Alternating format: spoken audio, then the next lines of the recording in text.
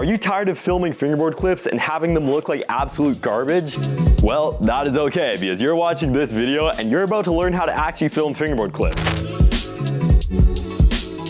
I know you guys pretty well. In fact, I know that every single person watching this video wants your fingerboard clips to look like Hawaii fingerboards. How does this guy do it? Now, every single day, I just get comments and stuff under videos. I even get like DMs just like, Alex, how are you so good at editing fingerboard clips? How do you film them so good? How do you look so good in that beanie? You guys are about to find out how I make fingerboard clips.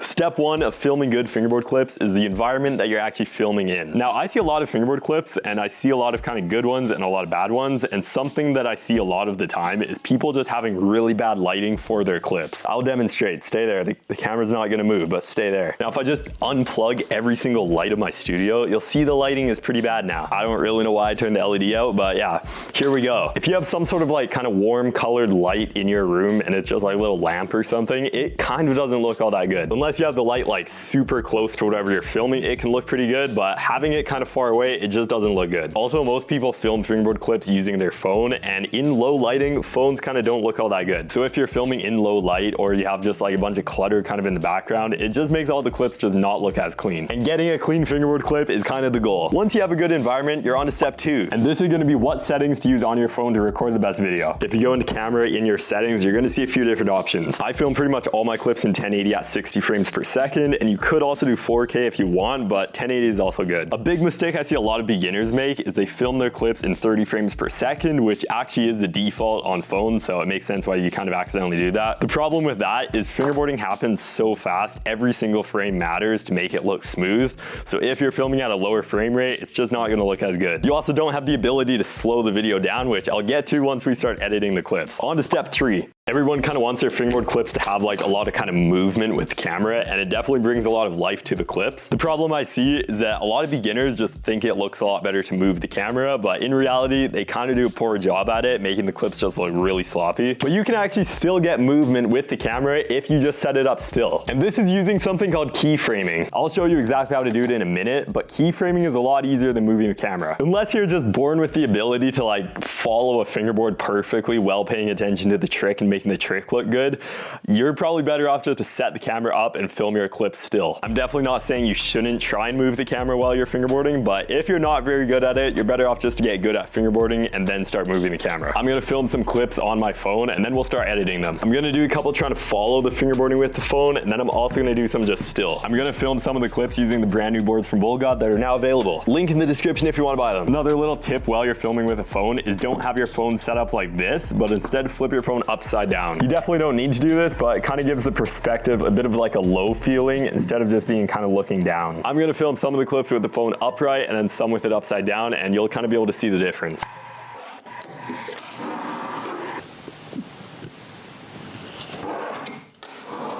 You can see on this clip, the board goes a little bit too high in the frame, so I'm gonna redo it just to see if I can get it better. I got a clip that's gonna work, but that probably also took about 20 tries. I'm gonna flip this camera sideways and get some clips. Why are you guys all sideways? This feels wrong having like black on these edges. I'm gonna get a couple flat tricks and then we can put it into an edit.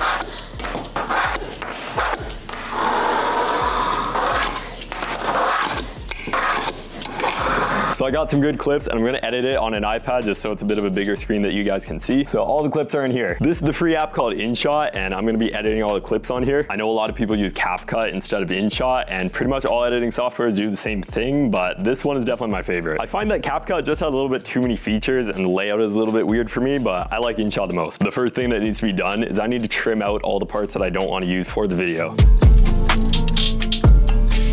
A good habit to do is mark where you landed a trick, just so you don't need to sort through as much footage. As you can see here, I did a trick, and then at the end of the clip, I give a thumbs up to the camera just to kind of show that I actually did the trick. You don't need to do this, but it saves a lot of time so you don't need to look through a bunch of tricks that you don't land.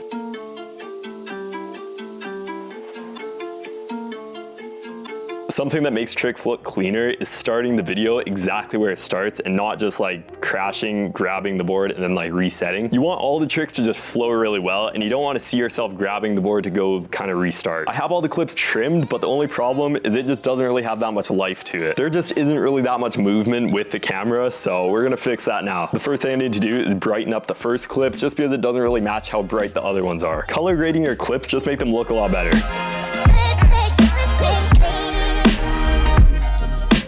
This is the before, this is the after. It might look a little bit too bright, but that's just because I'm filming another screen. All the other clips look pretty good, so we're not gonna color grade those. On InShot, you can see this bar down here, and if you just tap on it to select it, there's also an option over here to hit a keyframe. For an example, if I start a keyframe here, move the clip ahead a little bit, and then zoom in, it's gonna play that nice and smooth. Now, I don't want the clip to zoom in like this, so I'm gonna adjust the keyframes, and I'm probably gonna add about 10 different ones. I'm gonna start by zooming in a bit and starting kind of on this side. Once I see the board enter the frame, I'm gonna move it over a little bit and also kind of just zoom it out a bit. Every time you move the screen, you don't even need to press another keyframe. It just automatically places them, which is pretty good. When I press play, you can see one of the keyframes is just a little bit too fast, so I'm gonna fix that up.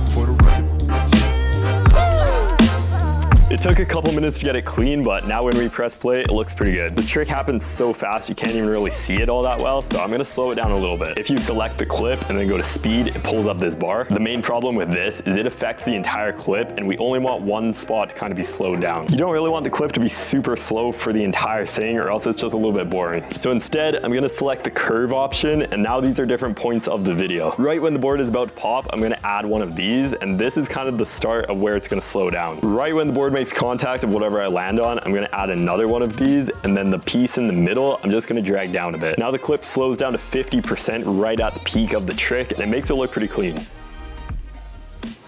Right now, the clip is a little bit choppy with the frames because I slowed it down below about 60%. So I'm gonna hit this button, and this kind of uses like some AI to kind of make up frames in between. Once you do that, it's gonna load, and now you're gonna have a super smooth clip. I know some of this might be a little bit confusing if you're just trying to like copy it, but once you kind of get the feel for it, it goes pretty fast. I'm just gonna finish editing the rest of the clips, and then we'll have a video to show. The edit is now complete. I'm gonna play a before and after of this edit, and you're gonna notice one is gonna have keyframes and the clips are gonna be a little bit slower, and then the other one's just gonna be raw.